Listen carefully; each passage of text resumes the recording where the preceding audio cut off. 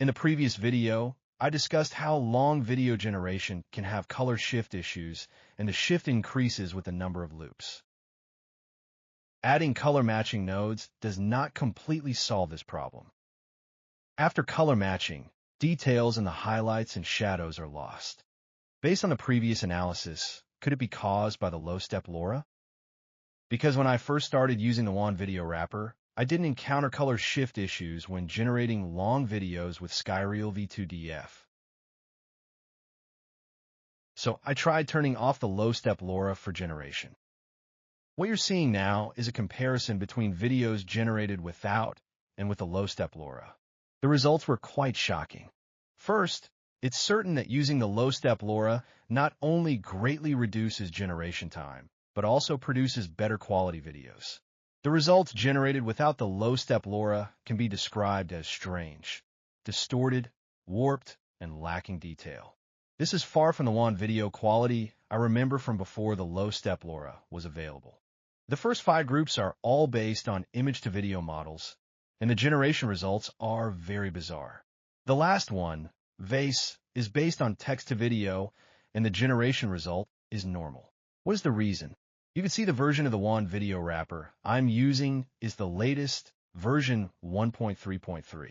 I specifically found the old version 1.1.8 to test and compare. The Wan Video Wrapper had a major update at version 1.1.9 or 1.2.0. After that, we started using the no-low-step-lora. What you see now is a comparison of the results generated by the new and old Wan Video Wrappers, with all other generation parameters kept consistent.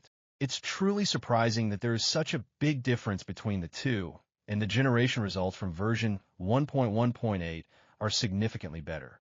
The native Wan video generation results remain consistent. Indicating this is caused by a downgrade in the Wan Video Wrapper. I previously raised this issue on the Wan Video Wrapper forum. One opinion was that the image I selected was not suitable for image-to-video generation, so I switched to several different images for testing, including a frame of a ballet dancer captured from a live-action video, a girl generated by text-to-image, and a flower I drew in Photoshop. The distorted movements of the ballet dancer, the exaggerated eyes and mouth of the girl, and the strangely shaped petals. The results generated without the no-low-step-lora still had some issues with distortion and warping. In comparison, the results generated by version 1.1.8 were more normal. Even though the ballet dancer's movements were so exaggerated, no significant distortion or warping was observed. Therefore, I have a rather bold idea. Use the old version of the Wan Video Wrapper to solve the long video color consistency issue. Let's take a look at the generation results. The generation parameters are identical, but the color shift issue is gone. If not using the no-low-step-lora, Skyreal V2DF produces the best results. The vace result is a bit strange. There's no color shift, but the character details have shifted. By the third loop, it has turned into a different person. After adding the no-low-step-lora, the generation results are all excellent. However, the generation time for version 1.1.8 increases significantly. When using the no-low-step-lora, the model preparation phase also takes a long time. You could say there are pros and cons. I have also uploaded the long video generation workflow for version 1.1.8 as an alternative option. So, besides this, is there another method for long video generation that can use a higher version of the Wan Video Wrapper without the issue of color shift? This method is keyframe-to-video generation. Let me first introduce the vace solution using context windows. This solution specifies a start frame and end frame for each context window, unlike the loop control method, which uses the end frame of the previous segment as the start frame. The biggest advantage this brings is the ability to maintain color consistency through keyframes. Let's take a look at this workflow. First, this table specifies the frame numbers corresponding to end context windows. This is very crucial when generating videos. Each context window supports a maximum of 81 frames. One window is 81 frames, 2 windows are 162 frames, and so on. This workflow supports a maximum of 486 frames, 6 windows, which is 30 seconds. Of course, you can extend it. There are two other important parameters.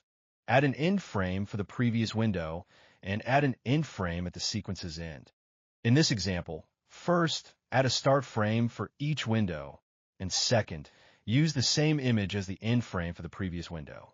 This ensures stricter adherence to the keyframes during window transitions. The image loader nodes here, including frame 0, frame 81, frame 162, etc., are all the start frames for each context window. There is also a separate end frame loader node that can specify the final frame of the sequence. This solution does not require color matching nodes. The context window option is added. The no-low-step-lora is added. The top row of this video shows the keyframe settings, and the bottom row shows the generation results. If a sequence end frame is not needed, consider the first and second options on the left. When no end frame is added for the previous window, the window transition is smoother and freer. When an end frame is added for the previous window, the window transition has a pause, but no unnecessary changes occur. If you want to add a sequence end frame, you need to pay attention to the frame count settings. If the total frame count is very close to the window frame count, the best setting is the window frame count plus 2, as the two examples in the video with 245 frames.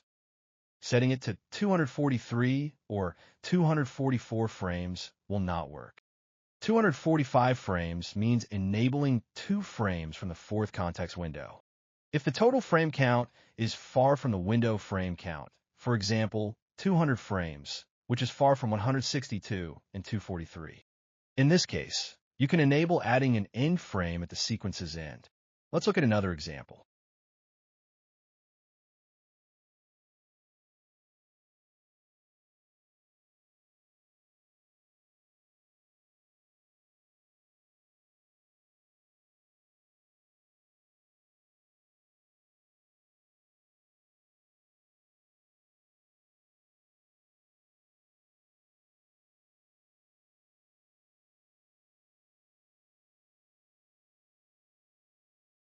Besides this vace model-based keyframe-to-long video solution,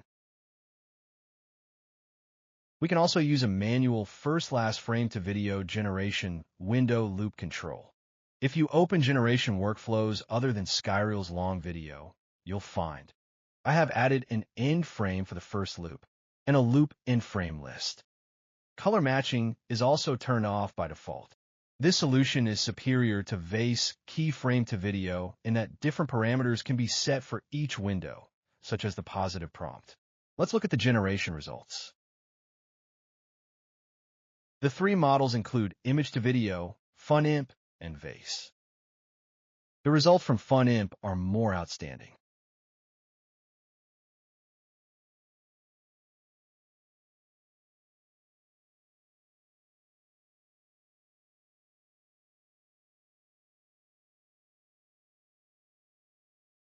To summarize, there are 3 methods for generating long videos with color consistency.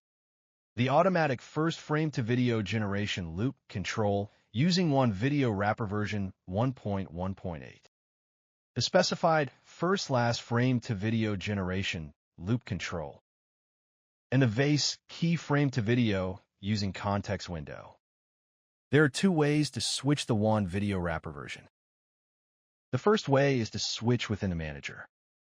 The second way is to download it from the ComfyUI Custom Nodes registry. Find the Wan Video Wrapper version 1.1.8, click More, then click Download.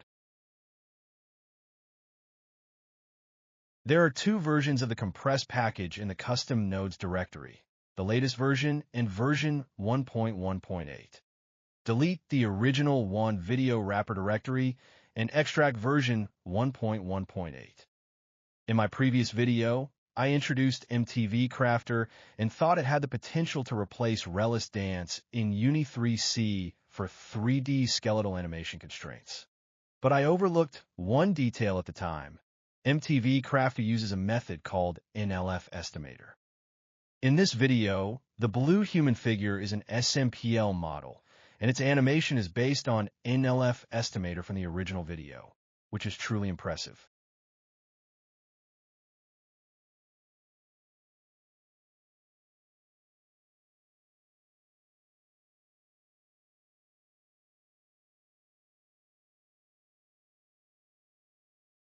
But please note, NLF estimator is just an intermediate parameterized output step used for fitting SMPL series skeletons and non-parameterized skeletal data, i.e., images or videos. This means the result of NLF estimator is still 2D. MTV Crafter does not convert it into an SMPL 3D skeleton. The 4D skeletal system mentioned in the documentation is not the 3D skeletal animation I imagined, but rather performing skeletal retargeting before constraining the character animation in the image to match the character's bone structure and proportions. Therefore, my long-cherished wish to combine 3D skeletal animation with Uni3C camera control has fallen through once again. However, MTV Crafter does have its merits. In this video, 3 original videos generated DW pose and NLF pose respectively. Please note, the NLF pose video is just a visualization of its parameterized output and cannot be used for direct control like the DW pose video. To control both camera movement and character movement simultaneously, the previous method was to use vace pose control along with vace camera motion control. This method is based on the text-to-video model. What's remarkable about MTV Crafter is that it supports both text-to-video and image-to-video models. It is currently the only solution that can control character motion based on an image-to-video model. It can be used in combination with vace or Uni3C camera motion control. We know that Uni3C camera motion control can only be based on image-to-video models. Let's take a look at the test results. The top row in the video shows the text-to-video model solution, combining vace first frame, vace camera motion control, and vace pose control. When the skeleton in the pose video matches the skeleton of the character in the first frame, it can produce good results. If the two don't match, the situation in the second video occurs. Vace will stretch the character in the first frame to match the skeleton in the pose video. The bottom row is the image-to-video model solution, combining the first frame, Uni3C camera motion control, and MTV Crafter pose control. From this video, it can be seen that although the skeletons of the first frame and the pose video match, MTV Crafter's control results for complex turning actions are not ideal, and it even significantly weakens the results of Uni3C camera motion control.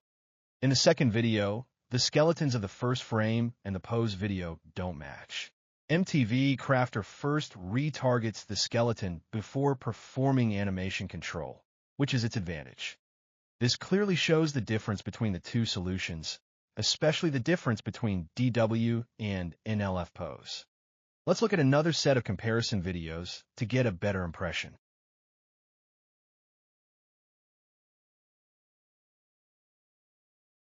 Let's look at the weight control when MTV Crafter is used with Uni3C. The top video is the Uni3C camera control video, and the bottom video is the visualization of NLF pose control. Without MTV Crafter control, using only Uni3C camera control, the results are quite excellent, with a very realistic sense of space in the scene. After adding MTV Crafter control, the Uni3C camera control becomes less ideal. The sense of spatial depth in the scene is lost, and it becomes increasingly flat. The weight value for Uni3C should be higher than that for MTV Crafter. The weight value for MTV Crafter should be reduced as much as possible, even below 1.0. When the weight value of MTV Crafter is higher than that of Uni3C, the Uni3C camera motion control almost stops working. Let's explore other possibilities of MTV Crafter. It can be used with the vace first frame. The weight value in these two examples is 1.0. I think MTV Crafter can be called motion reference rather than motion control. When MTV Crafter is used directly in text-to-video, It interferes significantly with the prompt, and the generated results are not ideal. MTV Crafter can be used in combination with vace control. Depth control is used here. I also tried combining it with multi-talk and fantasy portrait. While feasible, it's not very necessary. Although MTV Crafter does have advantages, it is still far from the control results we envisioned with Uni3C and Really's Dance. Based on my experience, for combining camera and character motion control, I still choose the vace solution. MTV Crafter sub-workflows can be seen in both FF2V and T2V workflows. The MTV Crafter series sub-workflows are placed together. Let's switch to the simplest MTV Crafter with Uni3C sub-workflow. Use the getter node to find the required character animation ref video and camera video and enable them. Enable the first frame loader node, adjust the parameters, and then it can be run.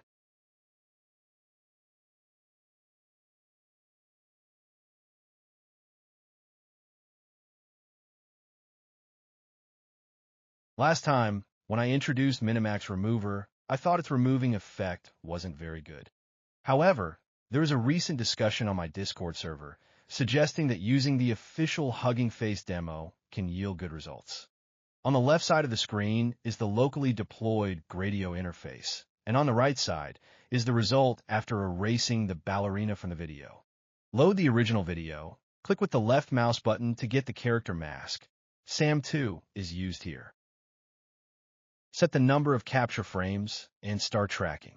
After tracking is complete, a masked video is obtained. Click Remove to remove the character. I think the results are pretty good.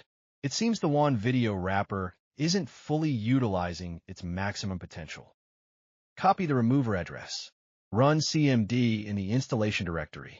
Run the git clone command to create a local repository.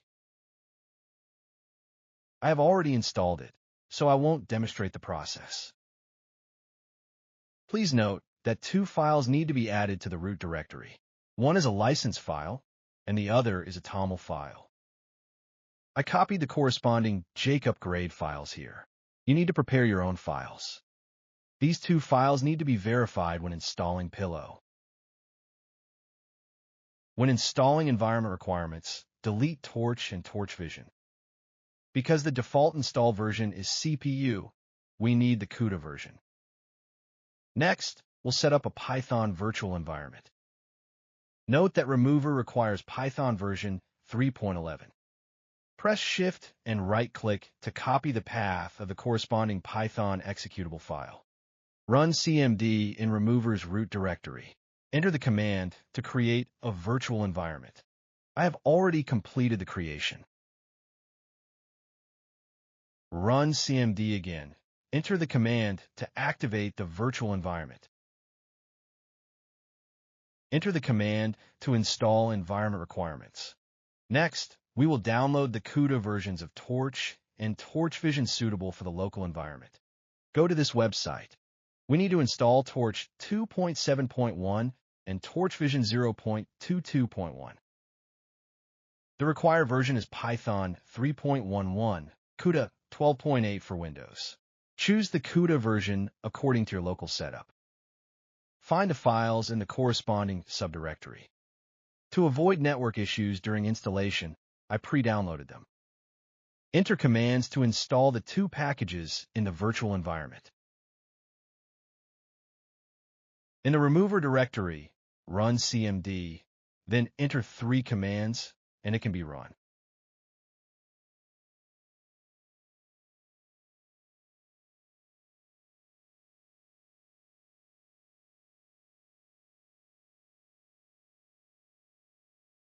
The official Gradio script is based on Linux, so if you want to use it on a Windows system, you'll need to modify the code. I create a temporary folder in the project directory and store the process files there. I will share this file on my cloud drive.